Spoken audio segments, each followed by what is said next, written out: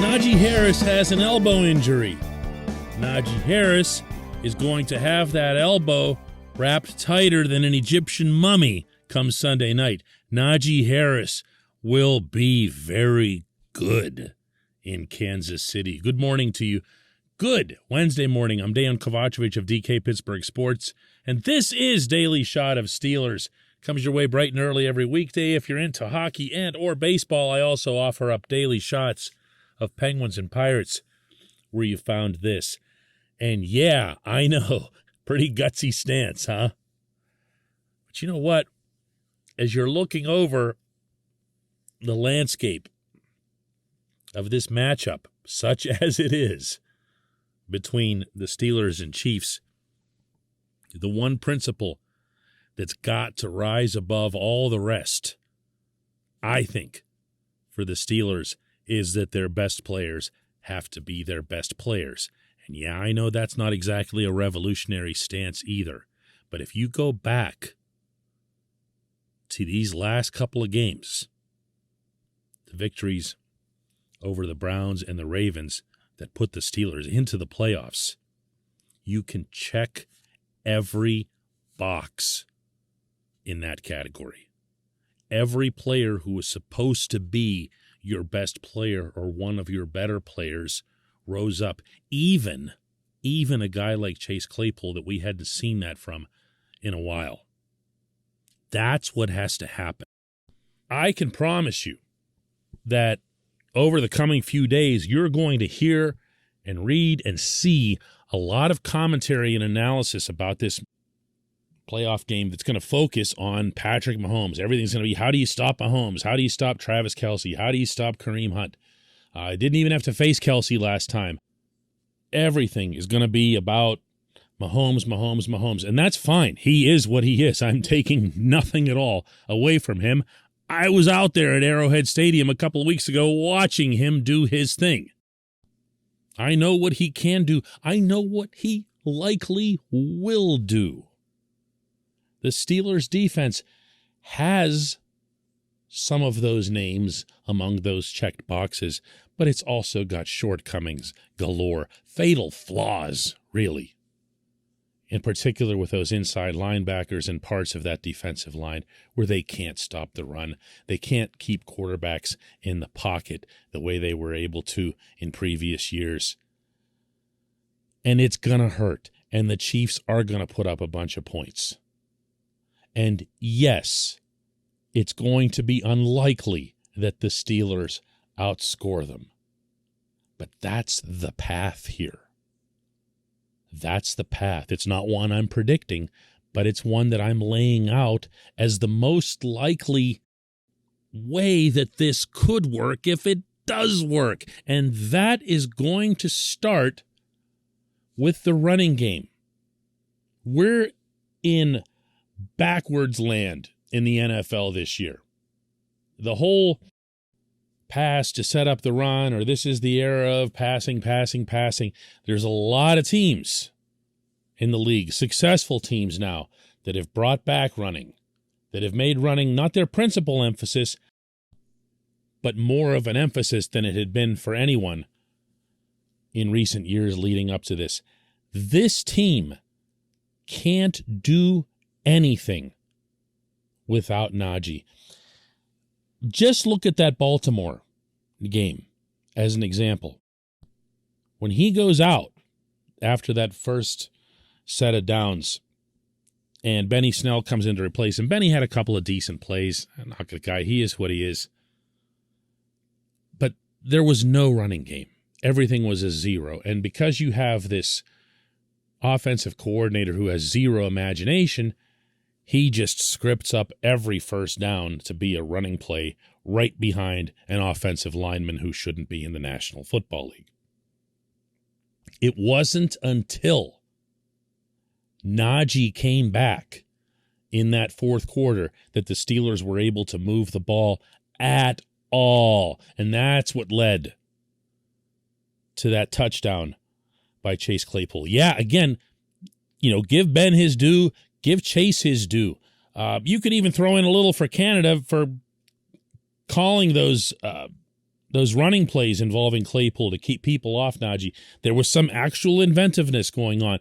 But ultimately, it came down to Najee on first down getting 5 or 6 yards and not making those yardsticks look so far apart. Look, you get a running game going, you can open up a lot of different things for your offense. And, by the way, you keep the world-beater quarterback from the other team standing there with his jacket on the other sideline.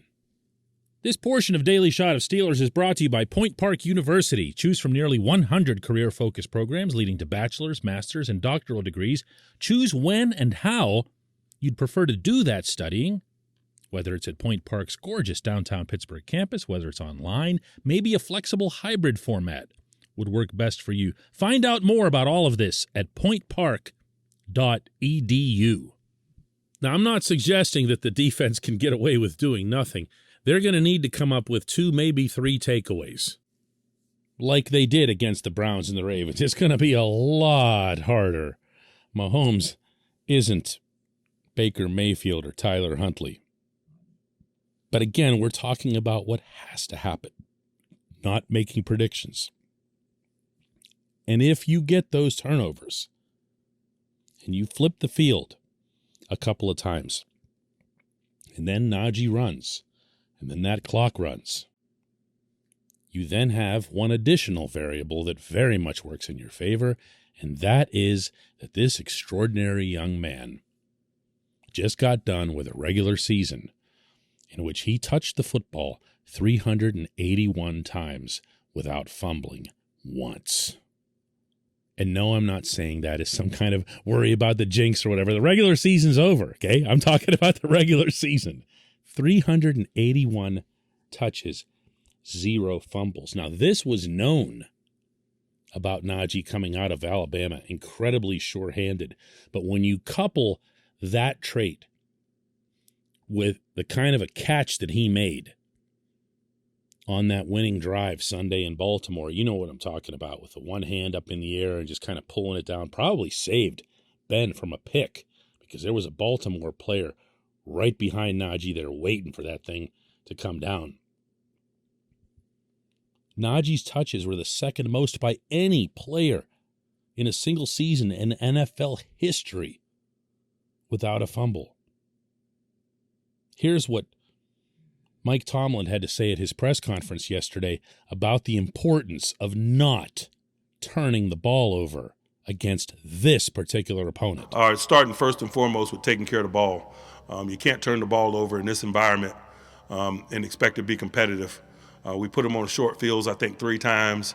It produced 17 points, and it's just, it can't happen, particularly if you're not getting turnovers, and we didn't. And just as important, here's what Tomlin had to say about Najee's health status heading into the game. That's a joy, to be quite honest with you. I'd rather say woe than sick 'em. It's a good issue and problem to have when you have a guy that's wired the way that he's wired. Awesome. So it's all okay, right? Oh, wait, there's one other thing. The offensive line stinks. But at the very least, the one plus that plays into even that scenario is that Tomlin made really clear that even though Kendrick Green is going to be healthy, J.C. Hassenauer is staying at center. Tomlin brought that up on his own. Not that Green's healthy and whatever, but he mentioned Green's health status and then threw in on his own. But I should note that J.C. has impressed us. That was his way of saying nothing's changing there. Dan Moore should be available. He can play left tackle instead of Joe Haig. If nothing else, maybe they'll cut down on some of the false starts. And, maybe they'll even block somebody. Maybe they'll simplify the schemes and just say, listen, see that guy in front of you? Just go plow him. Don't worry about where this gap, that gap, who's coming, whatever. Find one person, just one, with a red shirt on and block them and let 22 do the rest. When we come back, just one question.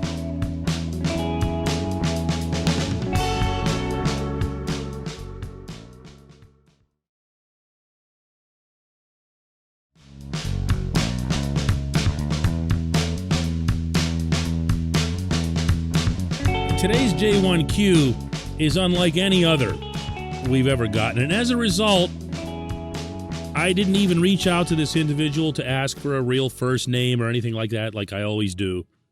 And I didn't even insist on it being a question. It's not. It comes from an individual identifying themselves as Grumpy Old Marine. And what Grumpy Old Marine says is, first rule of heavy favorites, the arse shall pucker. Here is my honest opinion. The fans of Kansas City will be having the same type of coronary issues that we all just had on Sunday. I predict that the Steelers keep it too close for comfort, and if the Steelers are within striking distance late in the fourth quarter, I like their odds. Grumpy Old Marine, I am very rarely held speechless, but you got me here. You got me. The arse shall pucker. It's something worth considering. You know, who could possibly be entering this coming NFL playoff weekend with less of a burden, with more of a sense of looseness and, wow, it's awesome that we're even here, than these Steelers?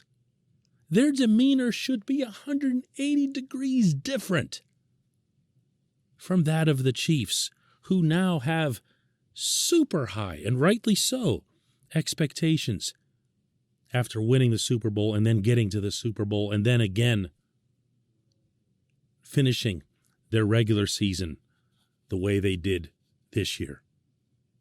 They're going to be a wreck if the Steelers force them into a game, and at least that much isn't unthinkable, right? Right? I appreciate the input, Grumpy Old Marine. I appreciate everybody listening to Daily Shot of Steelers. Let's do another one tomorrow. Oh, and if you do send a J1Q, do put your first name on it, because you didn't serve like Grumpy Old Marine.